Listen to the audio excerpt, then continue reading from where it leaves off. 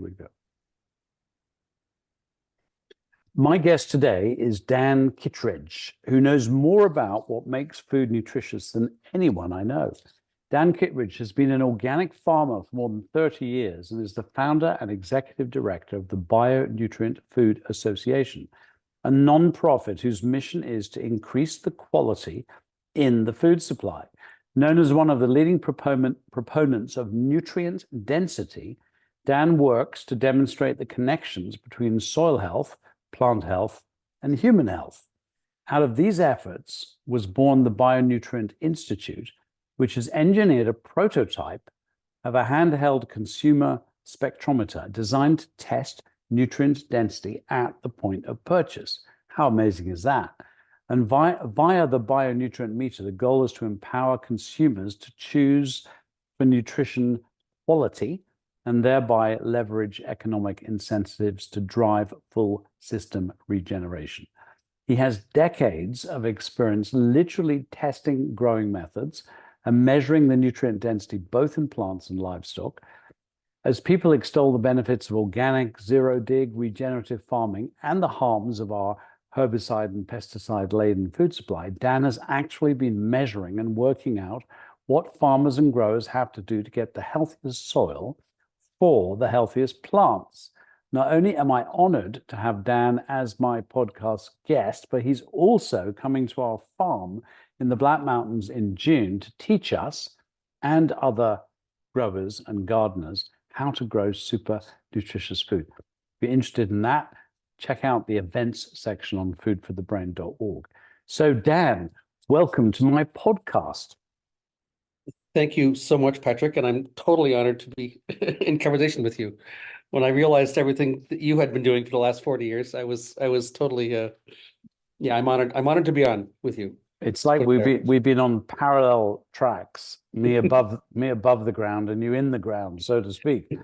And Dan, you've spent your whole life eating and growing organic food. Is that right? How did you get started? Well, I got started because my parents started a homestead organic farm in 1980 when I was 3 years old. So I didn't really have a lot of choice in it. As well, they, for their day job, were running the organic farming movement here in the northeast corner of the U.S. Helped write some of the first organic standards in the country in the 80s, and so I was effectively born to it. And where are you? Are you in Massachusetts? Massachusetts, yep, in New England we call it, the northeast quadrant of the U.S. Ah, yes, that's where you kicked the British out, wasn't it? That's where we started the revolution from. Yeah, Massachusetts, Boston. Yep. That's where America went to coffee and we stuck with tea. We did chuck some tea into the ocean as part of our yeah, checking things off there. Yeah, exactly. And as founder and director of the Bionutrient Institute, you can actually measure what's in food. How long have you been doing this? And how do you do it?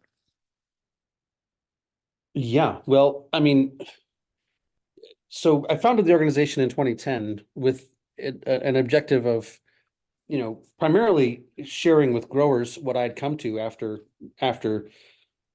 effectively 30 years of experience when I finally figured out how to make a living farming, which foundationally includes having plants be healthy, as in pest and disease resistant, as in they have got strong immune systems, which correlates with flavor and aroma and nutrition for us. So after teaching courses and setting up conferences and things like that for a number of years, in 2017 started working with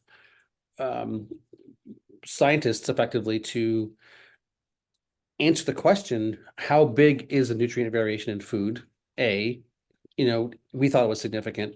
How well does it connect with soil health and plant health? We thought there was direct connections there. And could you actually build handheld meters to test that variation with, should it be significant, with a flash of light, non-invasively? Obviously, we're wired for testing nutrient levels with our very sophisticated nutrient monitoring systems called noses and tongues. If you eat a tomato that tastes good, that's dramatically nutritionally different than a tomato that doesn't. There are some fairly simple handheld tools that have been around for 180, 90 years. One called a refractometer, which is a great way to get an empirical number if you want to get an empirical number, but it's not calibrated to specific nutrients and levels and ratios.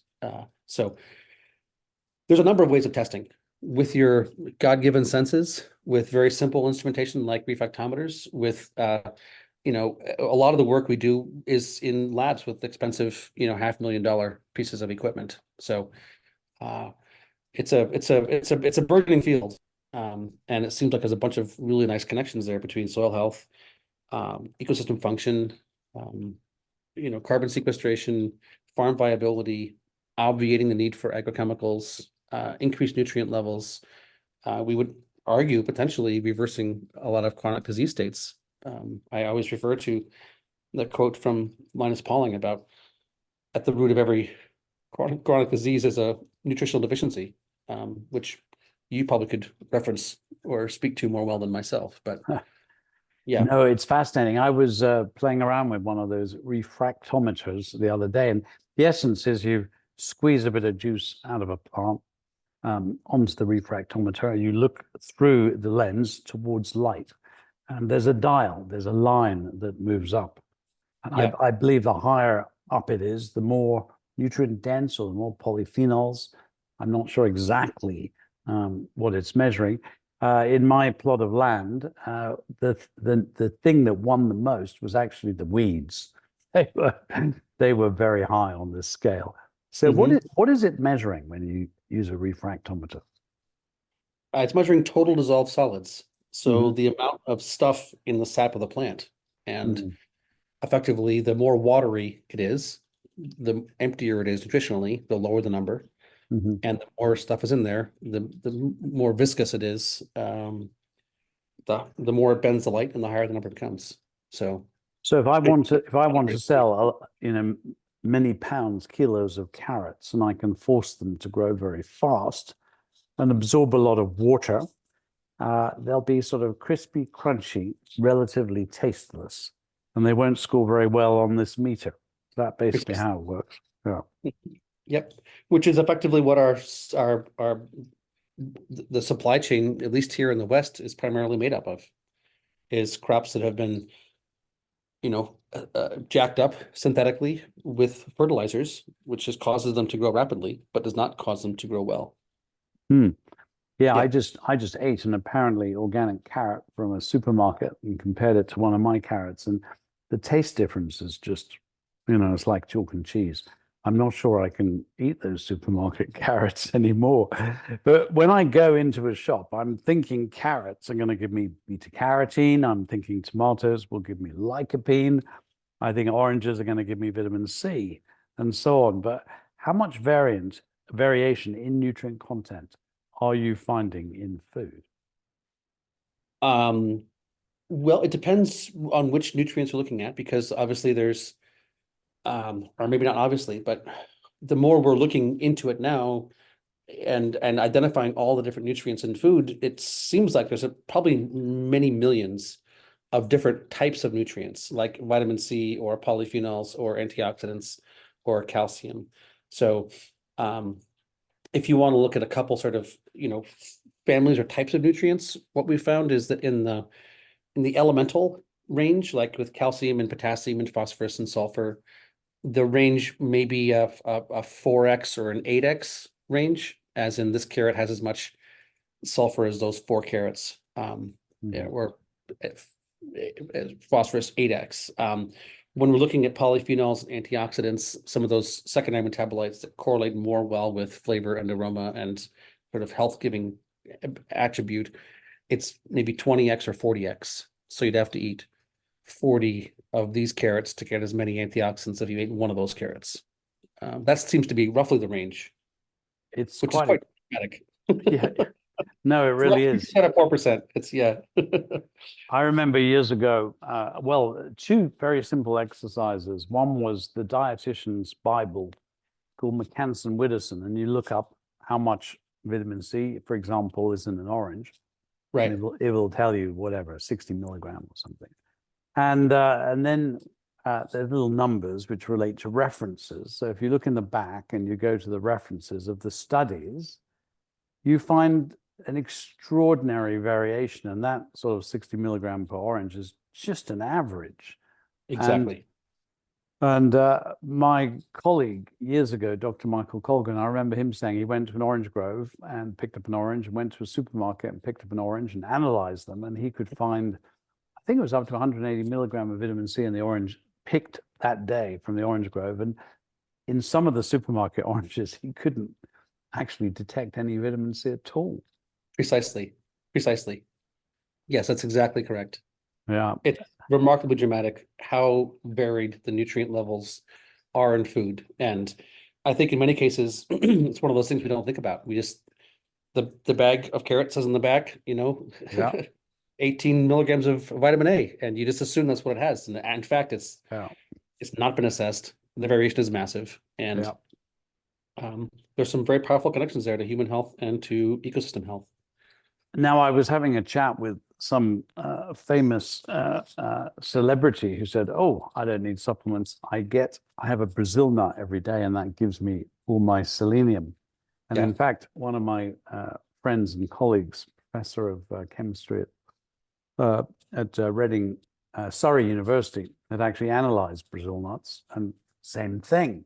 Some no selenium, others selenium, which of course is very soil dependent. What about some of these trace elements like iron and zinc and copper? Do they vary a lot? I mean, that surely must be primarily down to what's in the soil. What I was saying was the basic elements like copper and zinc and sulfur and phosphorus do vary in that sort of 2x to 10x kind of range. And to a large degree, it is affected by what is present in the soil, but it seems that the primary factor in determining how many nutrients are in the plant is the health of the microbiome of the plant, the level of life in the soil. So you can potentially have a lot of iron in the soil, but if you don't have the function to get it into the plant, it can be not in the plant in good levels. So like we evolved, we're evolved by microbes, plants were also evolved by microbes. And like we can't really digest our food without a functioning microbiome, neither can plants. And so.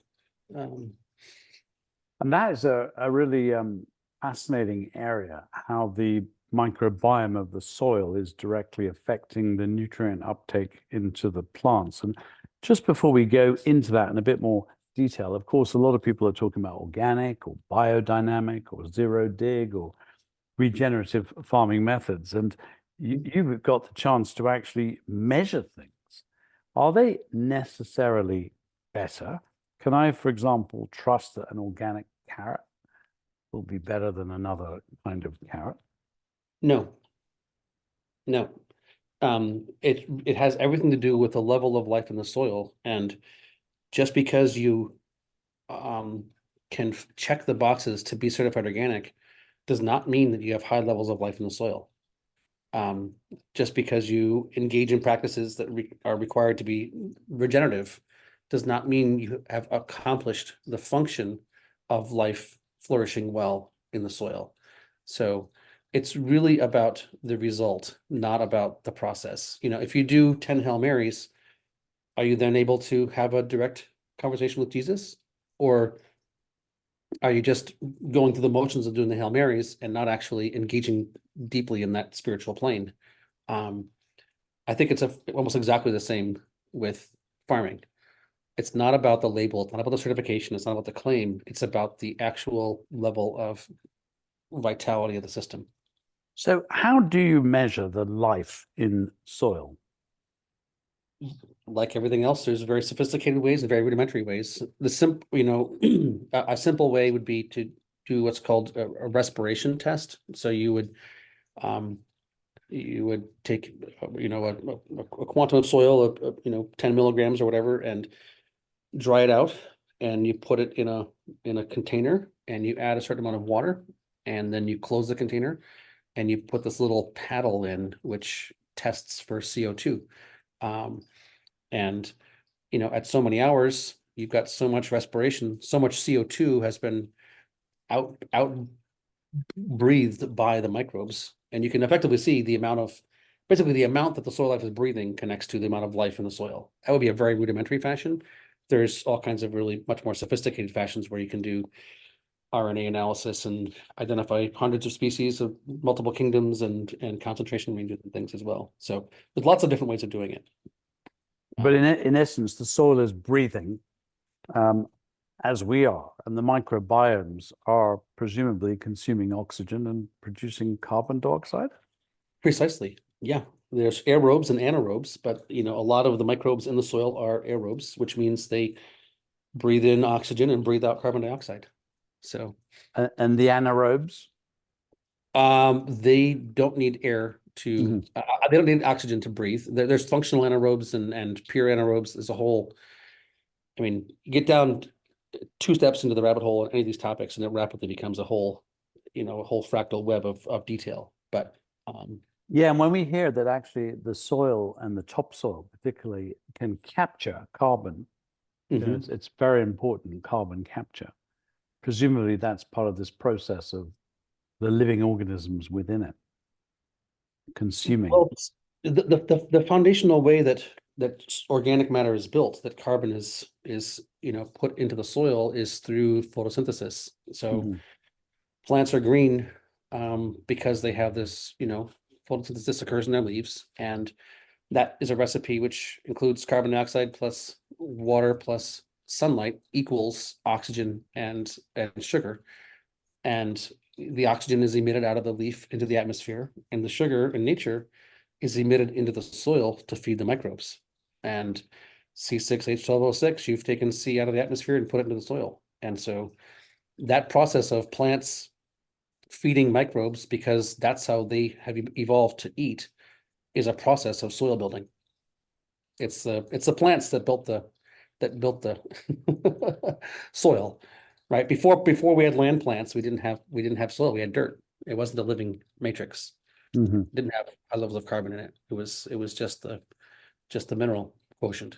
So the plants build the soil and feed the microbes. The plants release oxygen. The microbes release a little bit of carbon dioxide as well, but less than the plants. It always felt to me very much like the film The Matrix, that perhaps the plant's function is to feed all those microbes in the soil. They're really running the show. And they've created these wonderful plants that reach out and gather nutrients and basically feed them, among other things, sugars, because that's what the plants are creating, isn't it?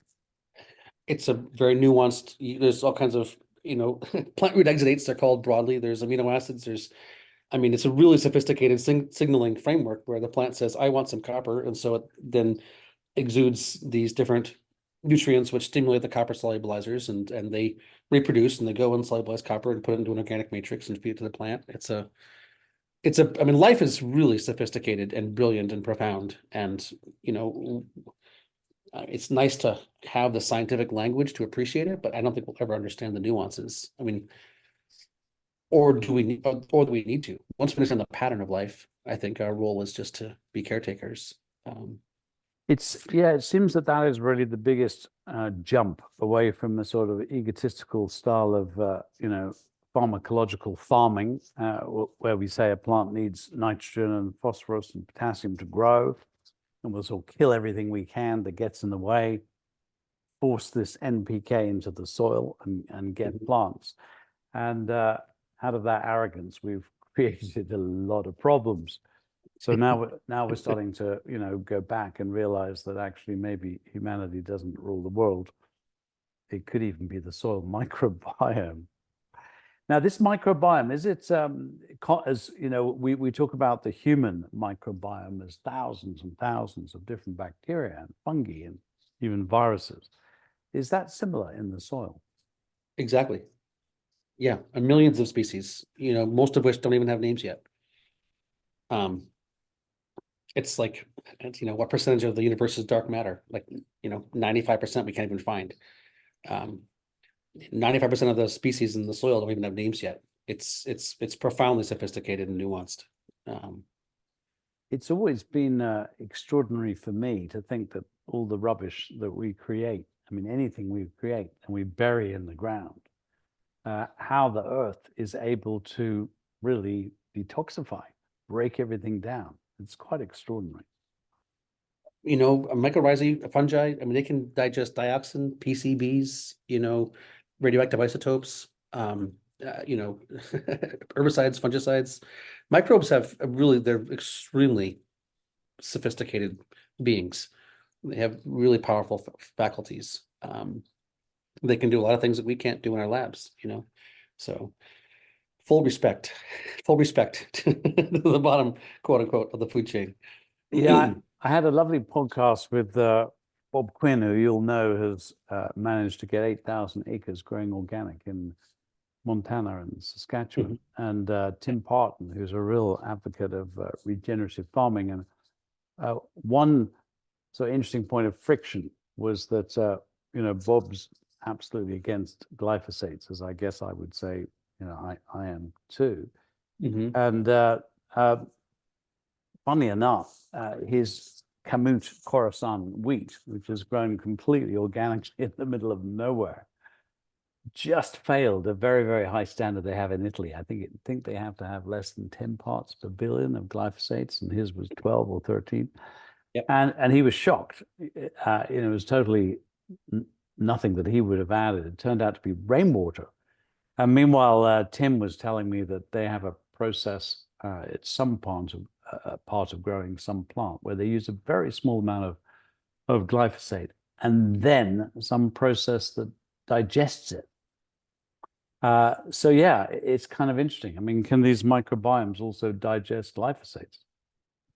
100%. We've got many examples of farmers that are organic, but are engaging in practices that are relatively destructive to the soil, failing exactly what you're saying, failing some of these rigorous glyphosate residue tests. Whereas farmers who are not organic and are putting down glyphosate in small quantities, but strategically, are passing the glyphosate tests. And it's raining glyphosate on both farms, and the one farm used it, but it's not showing up in the plant because the process of managing the soil microbiome well has a concomitant effect of toxins being digested by the microbiome. Yeah, it's, as somebody who grew up on an organic farm whose parents ran an organic farming organization, this is not the storyline that you would think I would be telling, except, you know, I happen to be enough of a scientist to trust trust good data, and even when it disagrees with my philosophical framework, say, well, maybe I'm wrong. You know, that's the principle of science here. Well, it's very interesting because I know that a lot of farms that have converted to organic, you know, many years later are still finding some, you know, residues of pesticides, herbicides, but this suggests that there are things that can be done that it will start to break down these compounds much more quickly and clean up the soil. Are there In many any? cases, it Are there happened any? in months. It's not a long-term process necessarily, if you know what you're doing. Yeah. Are there any hot tips, without going into vast details, of ways to help to clean up the soil and break down things like glyphosate residues? Well, the hot tip is to create a dynamic where life flourishes, which is the whole point of the 2-day course I'll be giving. Mhm. I've got, you know, 5 different sort of key environmental conditions that must be maintained for microbes to function. It's really about just creating a dynamic where the microbes have everything they need to flourish. And I would say that's your, you know, from a broad spectrum perspective, that's your role as a farmer, as a gardener, as a land steward, however you want to identify, is to ensure that life has what she needs to function, and then get out of the way, stop messing with her. And let's go into those fundamental principles. But just before that, there's a sort of general view that what we need is a big diversity of microbiome. That, you know, I mean, this is what's happening in the human microbiome world, that more variety is necessarily better. Is that true in the soil? Yep. Yep. And certain species can be pathogenic. So, you know, I mean, you can have a a fungal infection on a human or a fungal infection on a plant that could be pathogenic. But when you get that diversity and balance in place, you know, effectively, the greater the diversity, and the greater the levels, the more well-functioning the system, the greater the resilience, et cetera. And if soil is very stressed, what happens to the diversity? It it diminishes, they die out. It's a continuum, from vitality to death, from soil to dirt. And yeah. The reason I raise that is something we're finding very interesting in relation to cancer. And this is slightly different, but when a cell is very stressed and moves into a cancerous state, it seems to create in the nucleus a big variety of mutations. The concept being, and of course, wrongly, the idea has been that it's those mutations that are causing the cancer. But it looks like it's the other way around, that when a system is in a state of stress, it kind of scrambles and produces a lot of variations of microorganisms, or in this case, of genes, in order to try and survive. So I was just wondering, whether it's just this linear idea, which is running into a few problems in relation to the microbiome, that more is always better, so to speak. Well, like I said, you can have Phytophthora or Rhizoctonia or Pythium that could be these soil-borne, bacterial pathogens, which can be present at high levels. And, in many cases, when they are present at high levels, that correlates with nature effectively having them eat the plant because the plant's not fit for reproduction.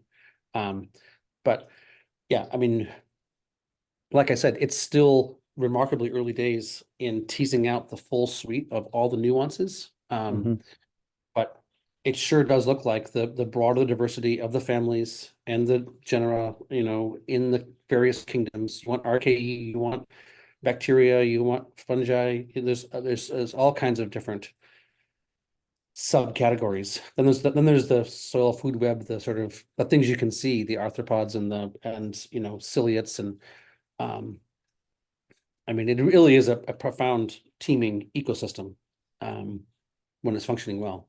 So let's touch on some of those fundamental principles that you're going to be talking about when we do our 2-day workshop in the Black Mountains of Wales on June the 19th and 20th. Yeah, well, one at a time or the full suite? Yeah, a little bit on each one would be great. So as we said earlier, a lot of soil microbes are aerobes. And so when your soil is too tight and there's no air, then they asphyxiate.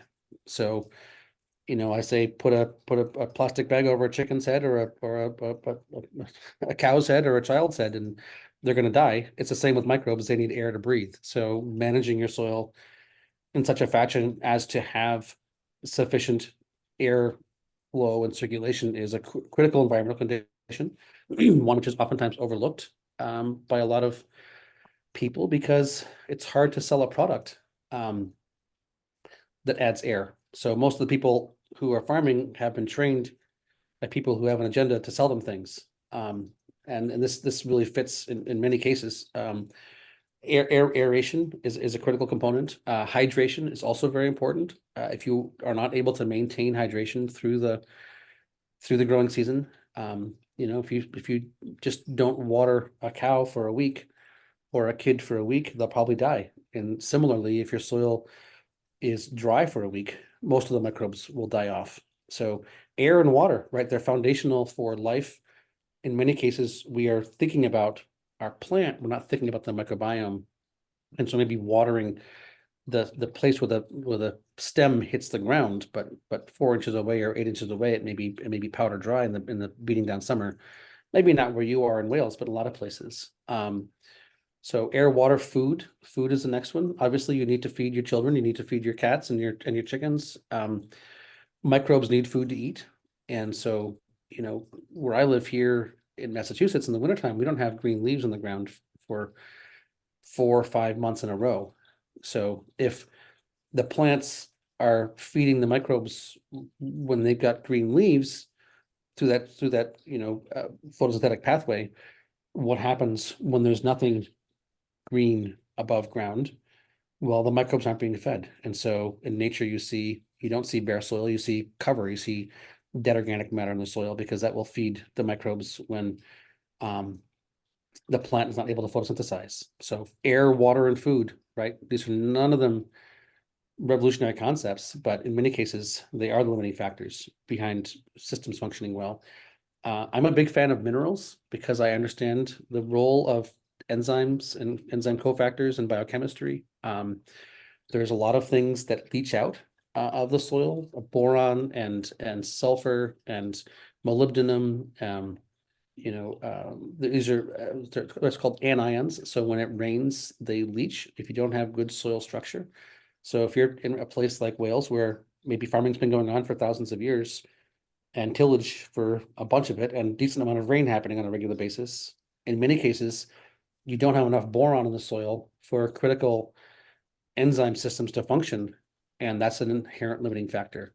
Think about sulfur and the sulfur enzymes. Think about B12 and cobalt, and the nitrogenase enzyme has molybdenum at the center of it. So you need a sufficient suite of a broad suite of spectrum of elements for life to function. Those enzyme systems are effectively uniform across the kingdoms. The bacteria and the fungi and the plants and the animals all use the same enzymes, which have at their core the same elements for these core crucial functions. So that So suggests you got to remineralize the soil and presumably analyze it and find out what is or isn't there, and then take the appropriate action.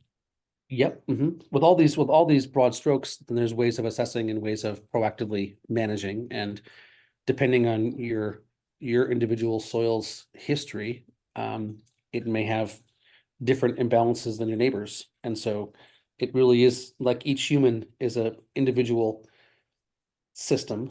Every piece of land is an individual system. So it's not like there's a cookie cutter protocol for any piece of land. It's really about identifying these deficiencies and addressing them. The final one I like to talk about is the microbiome, and obviously you would like to have at birth for a mammal, we get colostrum, which establishes our gut flora, and without which we will be colicky and fail to thrive.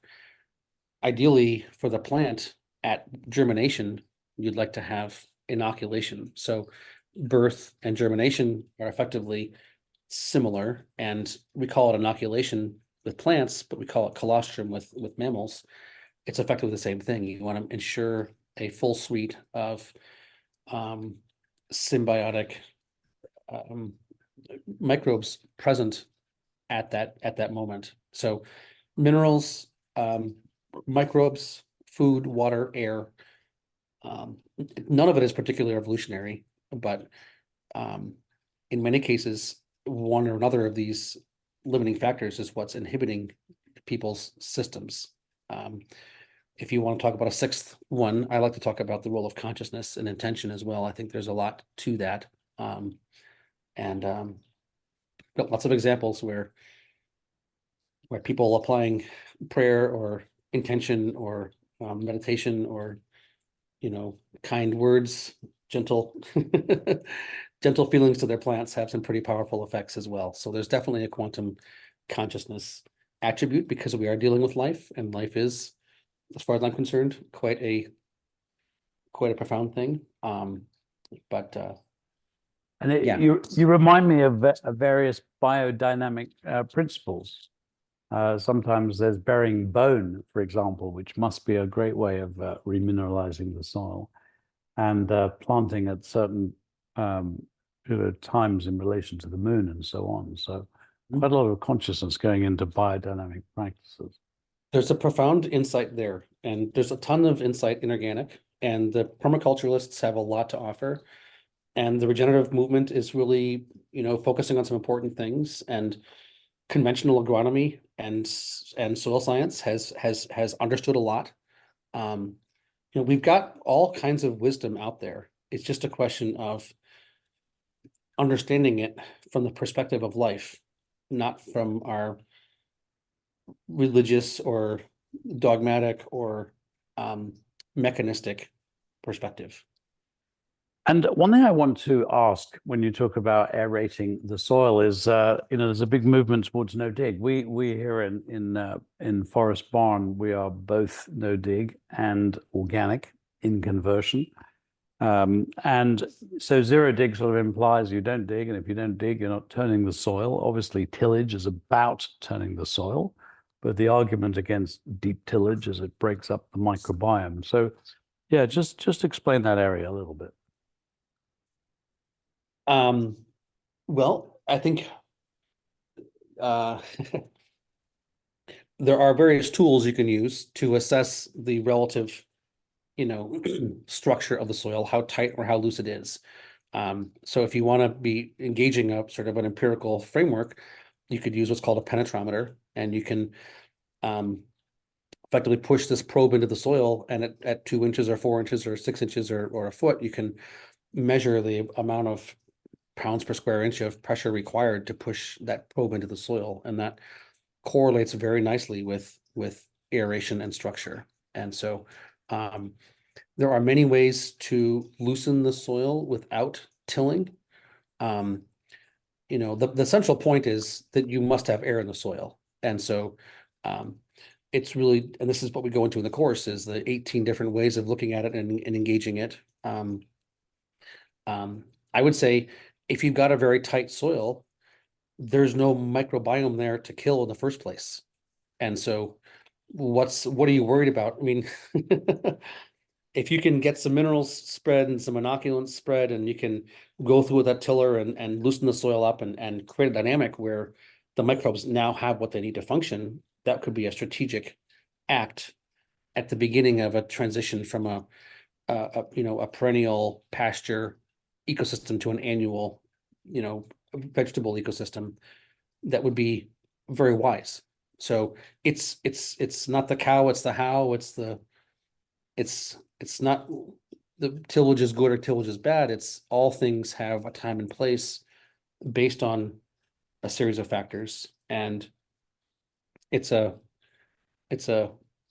hopefully a sensitive and delicate, but intelligent engagement. In many cases, the soils we're working with have been abused for millennia, and we need to understand where they sit in their continuum of possibility and understand the limiting factors inhibiting them from being what they could be, and then be pragmatic about how to move them from where they are to where they could be. So You talk about inoculation. How do you inoculate seeds? I would, at the most simple, you take spores of a suite of different microbes, and they can come in a 1 ounce package, which might cost, I'm using American numbers, ounces and feet and inches and dollars, but $5, which is, what is it, 3 pounds or 3.5 pounds? Yeah.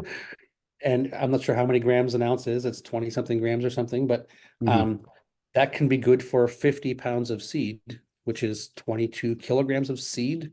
So, and you literally take the spores, you take a pinch of the spore and you put it into the seed packet. And open the seed packet, put a pinch of powder into the seed packet, close the seed packet and shake it up, and you're done. You just want to ensure that the suite of spores are present on the coat of the seed when it germinates. It's extremely expensive and simple. Yeah, very simple. So that gets the microbiome right there at birth, so to speak. Yeah, and then exactly. and then the minerals. What sort of things are we adding to remineralize the soil and get it good? You can go all the way from specific, call them vitamins, like copper sulfate or manganese sulfate or sodium molybdate, to raw things like sea salt and rock dust, basalt and granite. Again, you want to understand what your limiting factors are, and you want to talk about what budget is, look at your scale. But between seawater and rock dust, we have all the minerals we would ever need to remineralize the entire planet. And because the oceans are made out of seawater and the continents are made out of rock, there's no shortage of those things available. But when you've got weathered soils that are demineralized, you must remineralize in some fashion. So whether you're buying the products of industry like copper sulfate or zinc sulfate, or you're going out and harvesting seawater, or taking the waste product from a quarry, which is crusher dust, which is effectively what the glaciers, leave when they're done grinding up the rock, is rock dust. There's a suite of different things you can do. And All of that. yeah, we get a lot of seaweed here in Wales. That could be useful. Seaweed is wonderful. It has a bunch of other nutrients in it, but I'm talking about straight sea water, sea salt. There's 92 different elements in sea salt, right? And that's all the naturally occurring elements, I think, in the periodic table. All the rest are synthesized. So, in the same way that I think it was the Romans that salted the fields of the Carthaginians. Too much salt is a bad thing, but if you're making soup and you don't have any salt in it at all, it may be a bit bland. You put a little bit of salt in, and it's all of a sudden the flavors come together wonderfully. You put too much salt in, and you can't eat it. In that same way, sort of all these things come with recommended application rates. Yeah, I was just reading in Switzerland, going back just to 1920, they had an extraordinarily high rate of goiter and cretinism.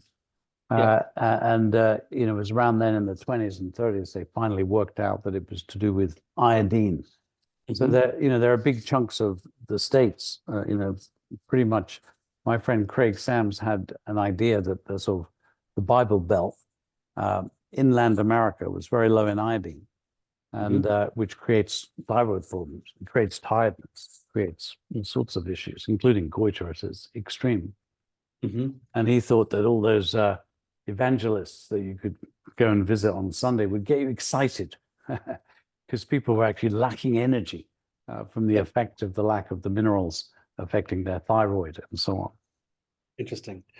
There was an agronomist named Dr. William Albrecht who looked at the U.S. military acceptance rates in World War I based on geographic type, and saw that in Appalachia, the more weathered soils, the boys were accepted at much lower rates because physiologically they were not. I mean, they had flat feet and bad teeth, whereas the boys that grew up in the Midwest, in the deep, fertile prairie soils, had much better physiological development. So we've got great evidence that what nutrients are and are not in your soil connects to your physiological development, and it sure looks like your hormonal balance or imbalance, which connects to emotional states and your chronic disease state, susceptibility, or it really is deeply interrelated and quite exciting. And these sort of ocean-based nutrients are really cool because up in the Wash area on the east coast of the UK, we have the largest number of centenarians. That part of the country was under the sea, so it's very rich in nutrients like selenium. And in Africa, there was some very good research which showed that those areas very low in selenium have much higher rates of HIV and AIDS-related deaths than the coastal areas, or I think Sierra Leone, which again had this sort of rich selenium-related soil. So tell me about your workshops and the one we're going to do. How do they work? Do you get your hands dirty? Do we need to know anything before we arrive? Well, it used to be a 6-day course, which would be 1 day every 2 months for the entire year, which involved a lot of hands getting dirty. I've condensed it down to 2 days over, because people, for better or worse, don't end up showing up every 2 months for an entire year, and then you lose continuity. So it's primarily indoors, conversation, question and answer. I call it my 12-hour stand-up show. I show up with a basic handout and a whiteboard and a blackboard, or butcher block piece of paper, and we walk through all these things, explaining the science, and then going to the practical how-to. So ideally people have some experience. They are growers. It doesn't really matter what the scale is, but they have practical experience and they've got questions. And it's really about empowering growers to get better results. I absolutely digress on topics metaphysical and occasionally political. So it's a rollicking conversation. And talk about the vision and the potential here of how agriculture done well could reverse climate change, reverse chronic disease, bring a much higher level of function to our cultural state. I mean, the vision here is that the more well we are, the more well our culture and our environment are, and we have power in that process by choosing the best food for ourselves and our families. So we like to leave people feeling, not only empowered practically, but inspired as well. And will we learn some of the sort of simple tests so we can Okay. understand that our soil is coming back to life? Absolutely. It's absolutely in-depth detail specifics. This is how you read a soil test. This is how you make your recommendations. This is how you harvest your own inoculants. This is what you're looking for if you're buying them. These are techniques for maintaining aeration. This is how nature facilitates hydration. We're using nature as a model and saying nature figured this whole thing out, hundreds of millions of years ago. And so in nature, in areas where humans aren't bothering things, they seem to do just fine. And so how can we create that dynamic in the area where we are bothering things? How does nature evolve it to work? And what are the things that are inhibiting nature from functioning well in our land? Now, you've been down here at Forest Farm Retreat. It's a rather wonderful place with lots of, Gorgeous. Inside and outside, yes. yeah, no, it really is a little bit of heaven. It's kind of in the molar tooth of four mountains. And I do believe it's probably been organic forever because we are at the very end of the lane. We have otters and owls and other such creatures. And also, by the way, for this occasion, we're bringing in a celebrity chef. I don't mean a chef who is themselves a celebrity, but cooks for the celebrities, Dan Lefeur. And he and his partner, Polly, run an organic garden as well.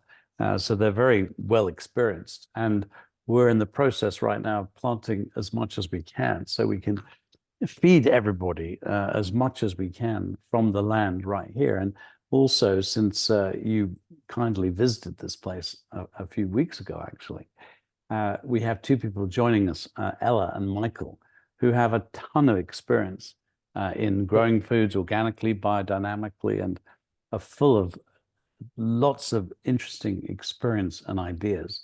So they're going to be your avid students, soaking up everything, because what we want to do here is create a way of making optimum nutrition really happen in food. So for me, I was born in a sixth-floor flat in London. I mean, I didn't even have a window box.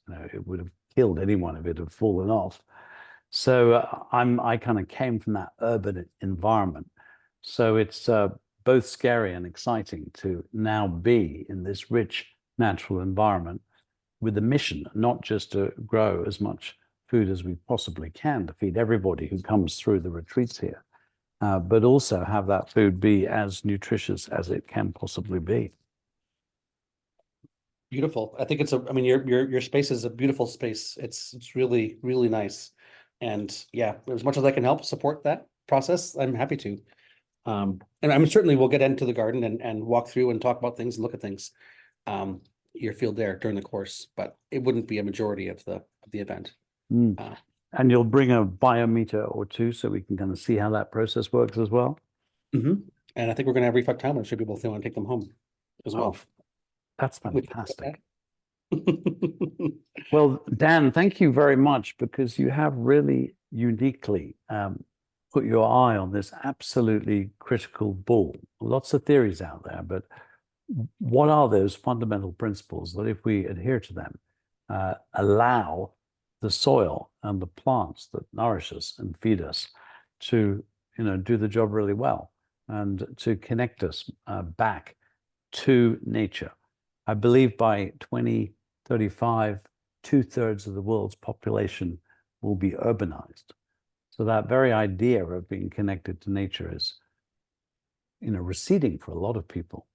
Oh, let's hope that's not the case. Let's hope that we reverse that trend and help people reoccupy the land. I think we belong in, symbiotic relationship with nature. I think we're animals, belong in nature. I think it's part of the perversion of culture is the removal from the land and from practical life. But yes, these are really important topics and conversations, and the more we get out of phase with life, the more likely we are to die, is what it comes down to, as far as I'm concerned. So it's really survival. So thank you, Dan, so much for your time. And if anyone listening would like to come on this workshop, which is reasonably exclusive because we don't have so many places, please go to foodforthebrain.org and click on the events section, and you'll see all the details. The workshop itself is on June the 19th and the 20th. So it's a 2-day workshop. If you're coming to stay, then you'll need to arrive on the 18th and we'll make you a sumptuous feast. So that's it. June 18th, 19th, 20th, foodforthebrain.org. Go to events. Dan, thank you so much for sharing your wisdom and your time. Thank you, Patrick. Looking forward to it.